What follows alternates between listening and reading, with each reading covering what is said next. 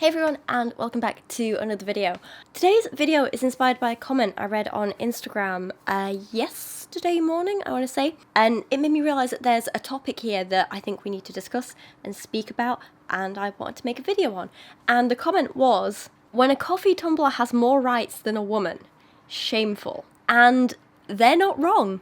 They actually make a pretty damn good point, and it's a pretty scary point, and it's one that I kind of want to talk about today. And I want to specifically talk about the news article and the incident that sparked this comment and why, yeah, I think they're kind of right. Before we get started, I just want to mention quickly that this video is going to be talking about some pretty serious topics and some pretty sensitive topics, in particular violence and assault against women. So if you want to skip this one, absolutely fine, I understand, not a problem. I'll see you in the next video.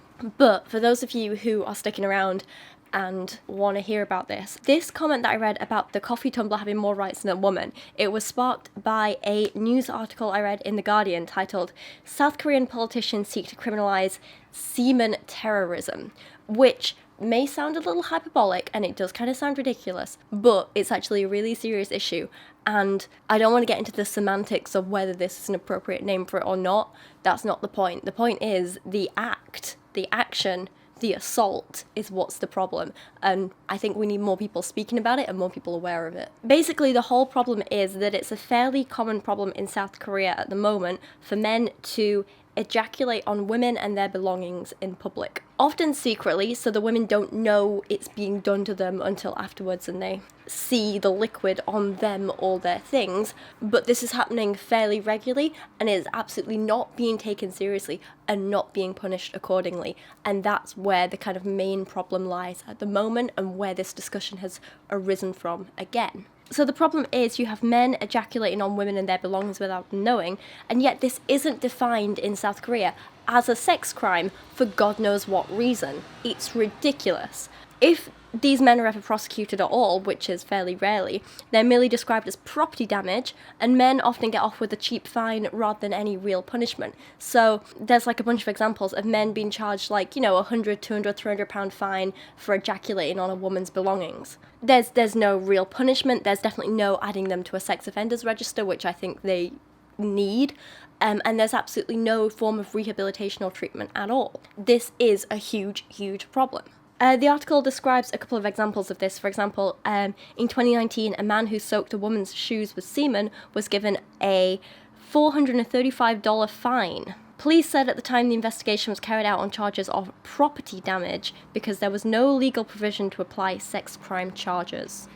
Another example, in May 2021, so just this year, a male civil servant was sentenced to a fine of 3 million won, which is... Okay, this is a little more, to be honest. This is about $2,500, I think. So this is more, thankfully, but still just a fine. But he's sentenced to a fine of roughly $2,500 on charges of property damage for, and this is disgusting, ejaculating inside his female colleague's coffee tumbler 6 times over the course of half a year. The court judged his actions ruined the utility of the container. And this is where the comment came from, when a tumbler has more rights than a woman. They don't care that this woman was traumatized and that he was literally forcing his bodily fluids onto her belongings and clearly in an attempt for her to ingest them. Apparently that's not the problem. It's that, oh no, people might not want to use this cup now. It seems the government care more about her property being unusable than the emotional trauma this puts on her, and that is a problem. And on the one hand, at least they are prosecuting to some extent in a way that they can. They're finding a way around this, but this doesn't mean we should just be okay with it. We should still be fighting to make sure that the laws are changed and the prosecution process is changed so that it can be tried as a sex crime. Because let's be honest, like, take the coffee cup one, for example. This isn't just a case of someone wanting to be malicious and damage another's property. If that was the case, he'd have just broken the mug or something like that, but he didn't. He went back repeatedly, over and over and over again, to ejaculate into her cup, because this wasn't about property damage, this was about power. This was about abuse. This was about hurting her. This is specifically about a man wanting to feel like he has sexual power over a woman. It's about a man trying to harass and degrade and embarrass a woman, and that is disgusting, and that's why it's not merely property damage, but it is a sex crime. It should be treated with that level of seriousness and punished accordingly. A fine is not enough. And of course, it seems that South Korea just kind of has a problem in general with not taking assaults against women seriously. So again, the Guardian article also gave this example. So in 2019, a man was sentenced to 3 years in prison for attempted injury, amongst other charges, after spiking a woman's coffee with laxatives and aphrodisiacs as revenge for rejecting his love advances. Despite also adding his semen and phlegm to the mix and to other items 54 times, the crime was not recognised as a sex crime because no forced sexual assault was established. I'm sorry, but forcing someone to ingest your bodily fluids is not just attempted injury, especially when one of those fluids is semen. This makes me realise that the South Korean government, and honestly all of us in general, I think, in the world, need to actually have these discussions about what is sexual assault, what makes something a sex crime, how do we define these things, why do we define them in these ways. We need to be having these conversations and re-evaluating them. This example here, spiking someone's drink with aphrodisiacs, adding your semen to their drink, if that isn't a sex crime, then I don't know what is. I mean, clearly, it's motivated by your sexual attraction to her and wanting to force sexual contact with her when she doesn't want any. So that isn't just attempted injury, that is sexual assault. Simple as that. Just because you're not laying your hands and or genitals directly on someone, it doesn't mean you're not hurting them through sexual means. However, South Korea is only one tiny, tiny little part of the problem. Please don't think this is just kind of like limited to that one country, because it's not. While this article highlights an issue with a law that is specific to South Korea, these types of assaults against women are not just specific to one country. They're surprisingly happening all over the world and have been for years. It's incredibly common, it's disgusting, and it's something that isn't actually spoken about enough, I don't think. And I mean, it's understandable. I imagine that it would feel incredibly embarrassing and demeaning to have that happen to you, which is maybe why so many women don't speak up about it and don't report it as much. But that's kind of why I'm making this video, because I want anyone that this happens to or has happened to know that they're not the ones who should be embarrassed. They're not the ones who should feel awful or bad or dirty or disgusting about it. The people who need to feel embarrassed and dirty and disgusting are the creeps that are doing this. My goal with this video is just in general to speak out about this and encourage other people to speak out about their experiences and feel safe when they do so, and also to try and kind of help people look out for each other and notice these things happening and not be afraid to call them out and get people to understand how serious this is. That's what I'm aiming for here. That's what I'm trying for. Like I say, the people that this happens to, who are often women, but also sometimes children, disgustingly, and we'll talk about that a little bit more in a second. But the people who this happens to shouldn't feel embarrassed. They should feel empowered enough to speak up about it and call it out and know that the public and the law is on their side when they do. Because the people committing these sex crimes should be the ones feeling embarrassed and ashamed, and they should be facing real consequences for what's happening, not just a quick fine that they can just pay off and pretend it didn't happen. So like I say, this isn't just happening in one country, and it's definitely not just a South Korea problem. I first read about this last year, I want to say, maybe the year before, in Jessica Valenti's memoir called Sex Object, which was a great book, great read, really enjoyed it. I mean, upsetting in places and difficult to read, but good. And she writes about how when she was a teenager growing up in New York in the 90s, how she experienced this exact same problem on the subway. So she writes at one point, "On crowded train cars, I didn't see dicks, I felt them. Pressing into my hip, men pretending that the rocking up against me was just because of the jostling of the train, but you know differently because the rhythm is all wrong. On the worst day in 8th grade, I didn't notice at all. I stepped out of the subway, but when I started to put my hand in my back pocket, I felt something wet. I had made it the whole ride back without noticing a man whose face I would never see had come on me. I wiped my hand on the lower leg of my jeans and looked around to see if anyone had noticed. I walked the 3 blocks home with my backpack slung as low as possible, so no one walking behind me could see what had happened or would think I peed on myself." What kind of world are we living in when a man can literally assault a 13 or 14-year-old girl with no shame, and she's the one who feels so ashamed by it that she'd rather people think she peed herself than know she's been assaulted? It's disgusting, and that needs to change. I understand why she felt ashamed. I think a lot of people would, but she shouldn't have to, because she's not the one who did anything wrong there. She's not at fault in any way. and I think that's worth repeating. She goes on to write about the shame she felt, hiding the trousers from her mum, washing herself in a scalding hot bath afterwards, and honestly it's like really difficult to read, especially as a woman who I've felt these things too. I've not experienced this, thankfully, but, when you have men shouting creepy comments at you or leering at you or trying to grope you or anything like that, you're the one who feels dirty, even though they're the disgusting ones. And it's difficult to shift out of that mindset of it must be my fault. But hopefully by having these conversations, we can help more people move away from that and realise that it's not the woman's fault, it's not our fault, it's not the victim's fault. Jessica Valenti also highlights that often the men committing these crimes sometimes has what she describes as a disorder, according to DSM. She writes that the American Psychiatric Association describes frotterism as recurrent, intense, or arousing sexual urges or fantasies that involve touching or rubbing against a non-consenting person. There are online forums for men because, let's be real, frotteurs are almost exclusively men who rub on women and girls on the train, in bars, wherever they can do it while getting off unnoticed. Some give advice, like backing away occasionally so your victim gets the impression that you're working hard not to touch her, or that any contact is the fault of the crowd. Women are forgiving if you can make it seem like this, writes one user, almost like you can't help it, not like you've preyed on them like a piece of meat.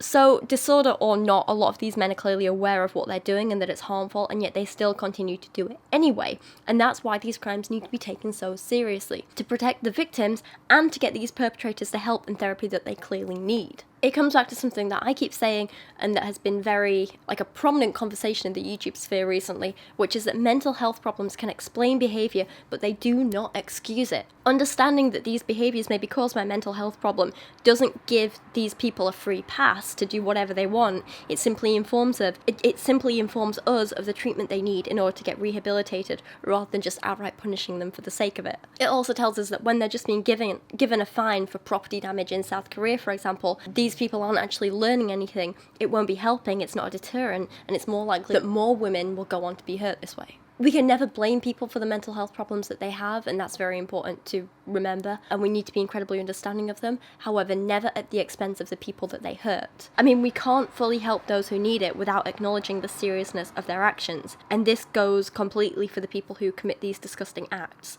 While maybe they do have some kind of disorder, maybe this is a mental health thing, maybe they do need help, brushing it off as, oh, well, they're ill, oh, it's boys being boys, oh, it's just some property damage, isn't helping anyone involved, not the victims, not the perpetrators. Jessica went on in her book to talk about the effects that these assaults, because they were assaults, had on her throughout her life, as she writes, "Anytime the man sitting next to me brushed his hands near his pants, I stiffened, ready to get up and move seats or yell at him if I was in that kind of mood.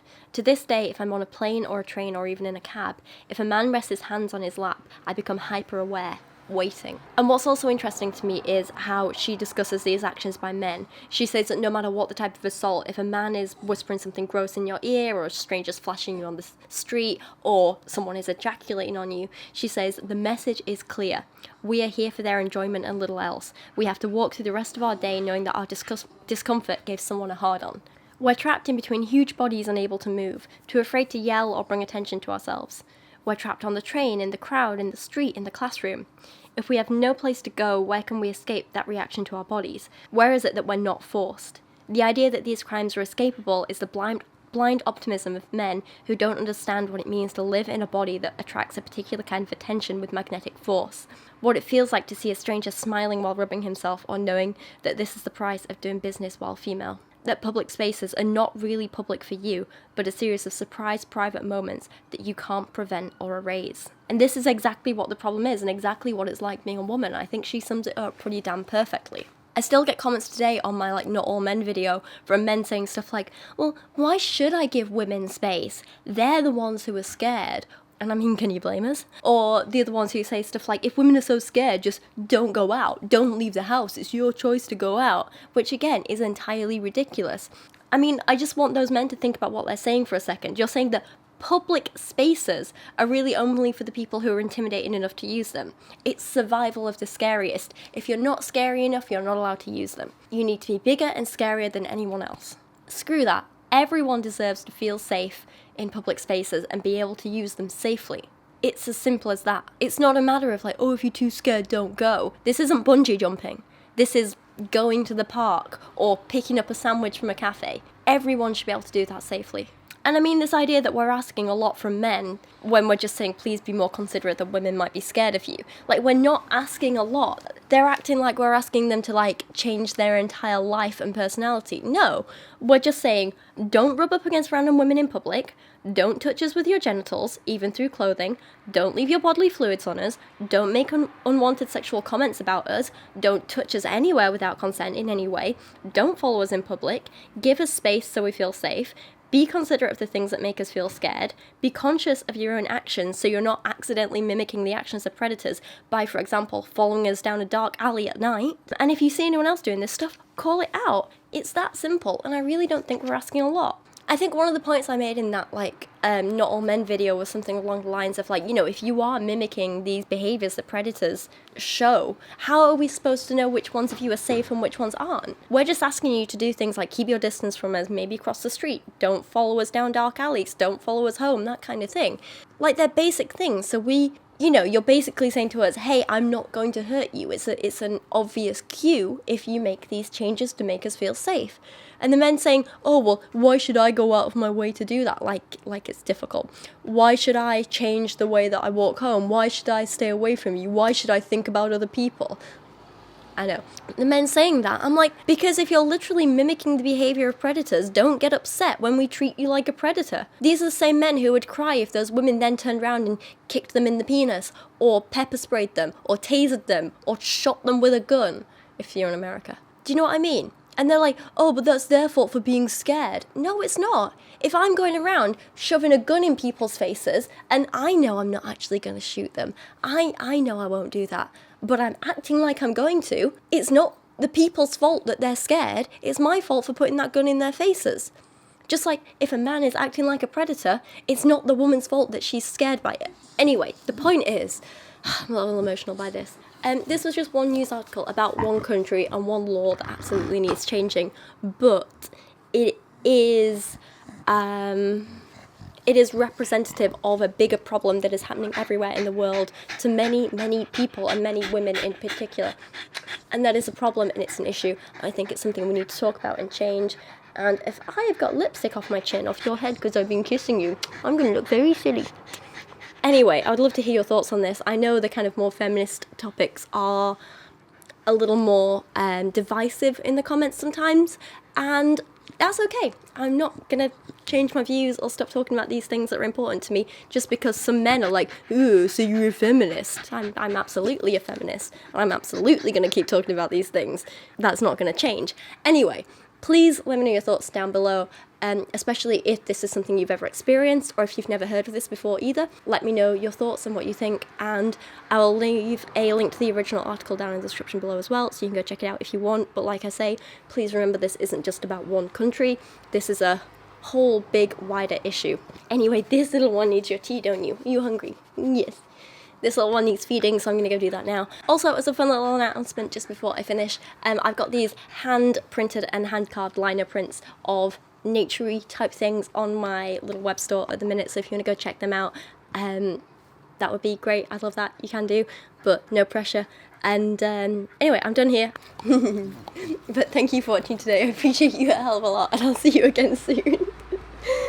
You're very affectionate today, babe. Should go get your tea. Come on then. Good girl.